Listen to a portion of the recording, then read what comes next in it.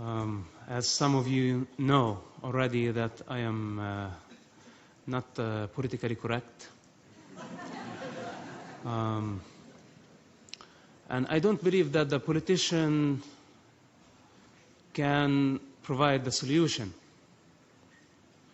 especially when the politician does not have a moral ground that they stand on.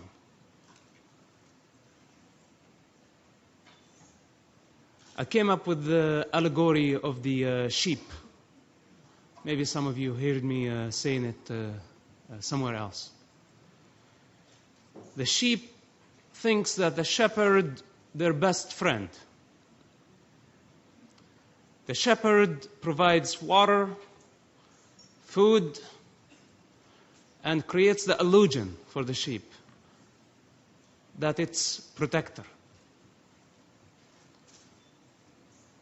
Sometimes wearing a mask, a political mask, in the West Bank or Tunisia or other locations, sometimes wearing an ideological and religious mask in Gaza or maybe other capitals of the Arab world.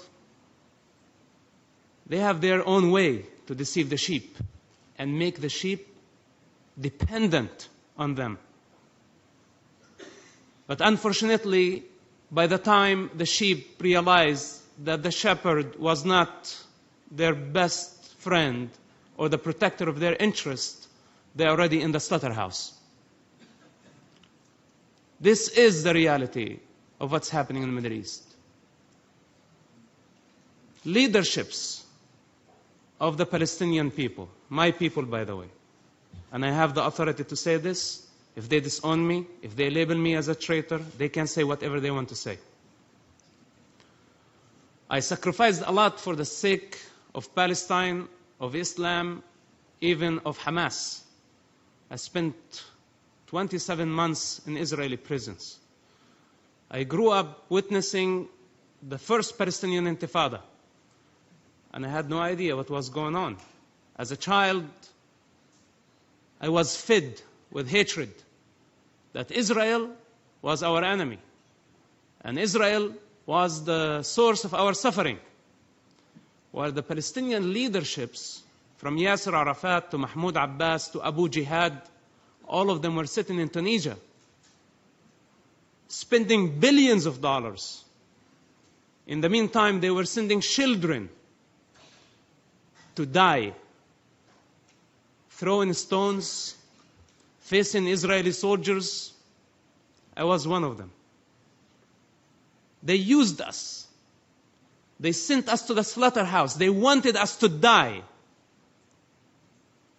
The shepherd thought, how many sheep I'm going to sacrifice today to get the attention of the world, so maybe we get some more funds. So they decided to slaughter 100 sheep, 200 sheep. Then Hamas came later on, 20 years later, and they did the same thing, using children and women as a human shield in Gaza Strip. Then we have now a new mask for the shepherd, and written on it BDS, to manipulate the international community, create chaos. They're very good at doing that. Whether you call it intifada, you create chaos. In a state of chaos, you distract everybody, and the thief knows how to find a way. Same thing now, on a global scale. They are manipulating the friends of Israel, the only democracy in the Middle East, the only true democracy. While the shepherd, by the way, is not legitimate anyway. You know, somebody, they sit here in this house of shame. I agree with you, Mr. Daniel. I agree.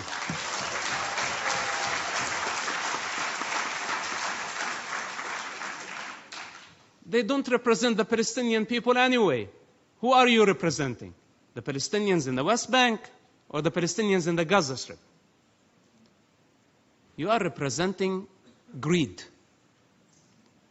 wearing the mask with what so-called Palestinian cause. You're a liar. You're a Lucifer. And at some point, you will be unmasked.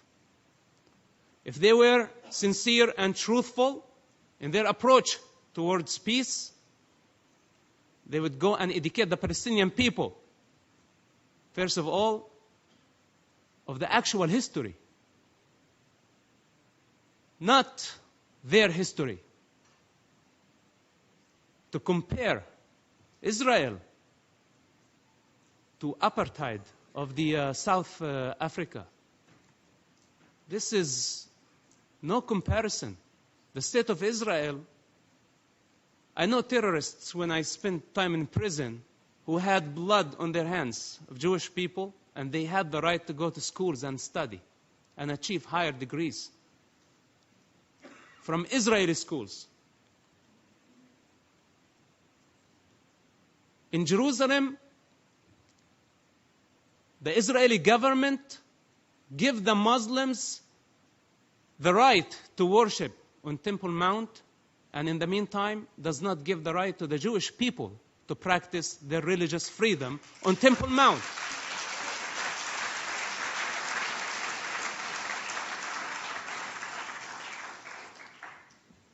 Israel, before BDS, which is, BDS is only a continuation to what has been happening for many years since its establishment.